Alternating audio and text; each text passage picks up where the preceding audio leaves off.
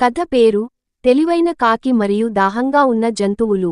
అది వేసవికాలం. ఆ రోజు ఎండ బాగా ఎక్కువగా ఉంది. ఎటుచూసిన ఎండిపోయిన చెట్లు, నీరు లేక చెరువులు కుంటలు ఎండిపోయాయి. ఆ అడవిలో ఉన్న జంతువులన్నిటికీ బాగా దాహంగా ఉంది.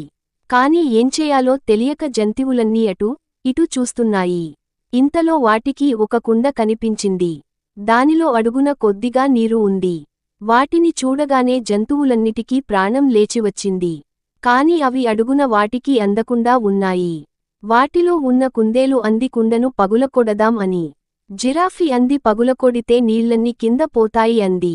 ఇవన్నీ ఇలా అనుకుంటూ ఉండగా అదే సమయానికి ఒక కాకి ఎగురుతూ అక్కడికి వచ్చింది. అది కొద్దిసేపు కుండవైపు చూసి, నేను ప్రయత్నిస్తాను అంది. అది ఎగురుతూ వెళ్లి ఒక్కొక్క రాయిని ముక్కుతో తీసుకువచ్చి కుండలో వేయసాగింది. జంతువులన్నీ కుతూహలంగా దానివైపే చూస్తున్నాయి.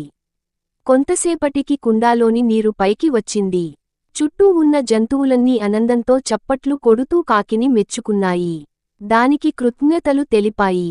ఆ రోజు నుండి జంతువులన్నీ కలసి మెలసి ఒకరికొకరు సహాయం చేసుకుంటూ జీవించాయి. అందరూ కలసి మెలసి పనిచేస్తే ఏ సమస్యనైనా పరిష్కరించవచ్చు అని ఈ కథలోని నీతి.